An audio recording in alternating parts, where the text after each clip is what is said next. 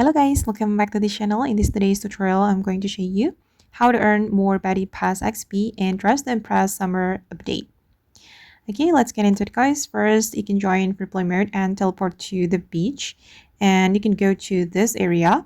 When you start, you will automatically receive a surfboard. Your goal is to ride through the checkpoints while collecting as many stars as possible. And each star gives you Battle Pass XP, helping you level up your pass much faster. Be careful to avoid obstacles like logs, beach balls, and coconuts.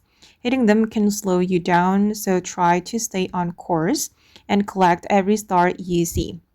And you can also earn the Battle Pass XP by playing regular rounds and completing outfits. But this surfing course is a great extra way to gain XP during the summer update.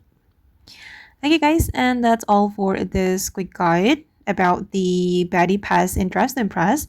If you found this tutorial helpful, don't forget to leave a like, subscribe to the channel, and turn on notification for more Dress to Impress tutorials and update guides. Thank you so much for watching, and I'll see you in the next video.